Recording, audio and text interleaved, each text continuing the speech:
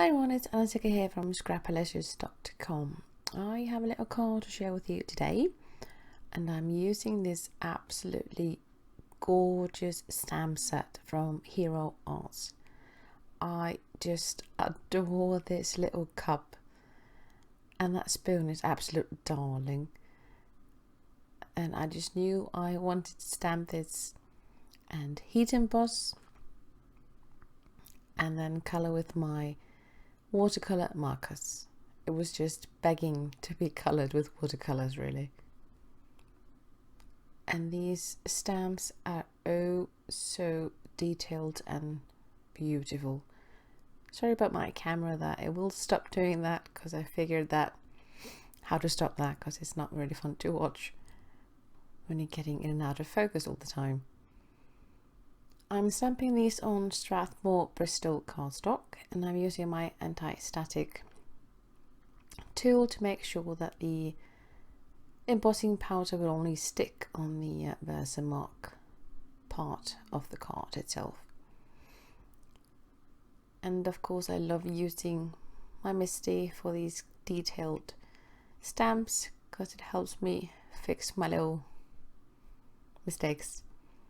And I'm using vintage gold embossing powder from Simon Says Stamp, one of my favorite gold embossing powders. It just looks oh so lush when it's all melted and pretty. And then I'm just heating the embossing powder and just figuring out which markers I want to use.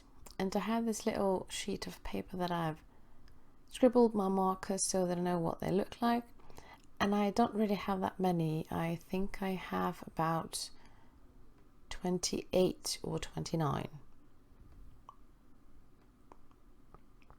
Now I'm just using my markers to color this little pretty cup. And I'm just using two colors for each. I'm using two shades of colors. And like here I'm using two greens, a really light one and then a medium one, I would say. And then I'm just using my water brush to blend these together. It's really simple coloring. I'm not trying to add too much depth of any kind, but I still want to create a bit of shadowy effect where the patterns of the cup meet the outlines and such. And like I said, the coloring is not that difficult or advanced. I just want it to look really pretty, all colored up. And I want to use really bright colors, but not too bright. So I think these came out quite nicely, actually. And I really like coloring stamped images with my SIG markers, especially when I heat emboss the image. It just really helps to control my coloring, and sometimes I do need help with control, so this works out perfectly. And I'm just coloring away, and since I have nothing really interesting to add while I color, I think I'll just add a little bit of music, and I'll see you when I finish the coloring part.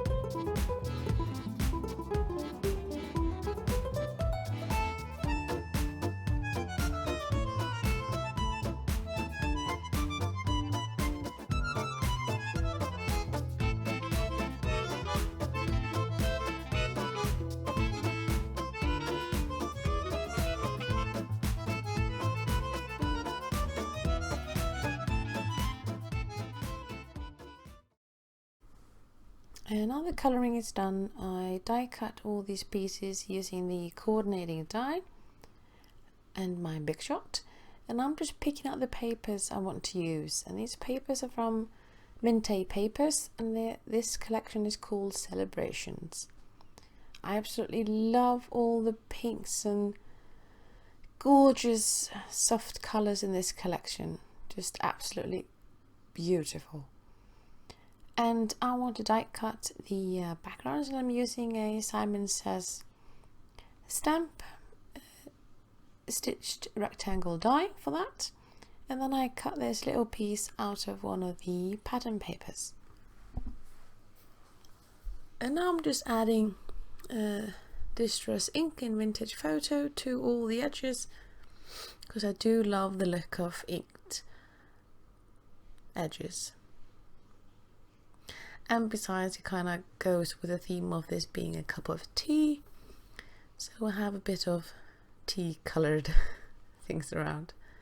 And this is just a plain little paper doily that I'm adding that same Vintage Photo ink to the edges to make it a bit more worn or tea dyed like, I guess. And I really like adding doilies to my cards. I don't know, they just finish up any card really. And I'm just figuring out how I want these to look, and I decided to stick this straight onto the cardstock, and the cardstock or the card base, sorry, that I'm using is Neenah Solar White 110, and I'm just centering the larger piece to the card base itself. Then it's all about figuring out what I want my card to look like.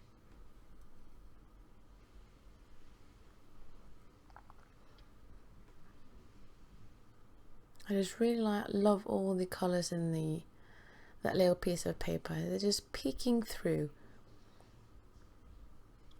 And I'm just inking the edges of my stamped images, and I'm just muting them a tiny bit with that ink pad. It just felt a bit too bright against the papers I used, so I decided to tone them down a little bit using the same ink as I did on those edges. And I love that this stamp set has these little sugar cubes there, just adorably golden sugar cubes. Who would have thought? And now I'm just adding foam tape to the floral paper, because I want that to add a bit of dimension behind the cup.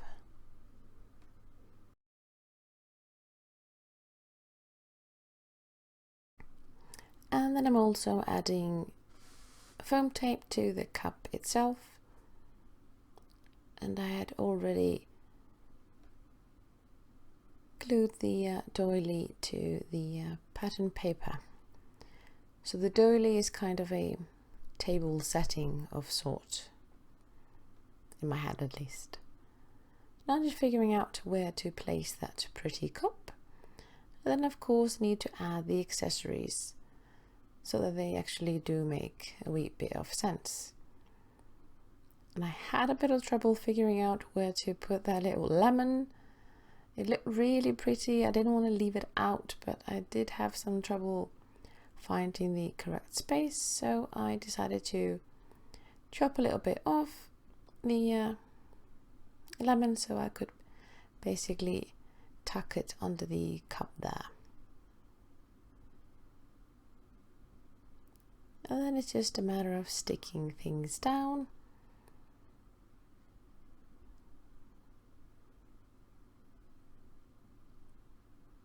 And this is all coming together quite nicely.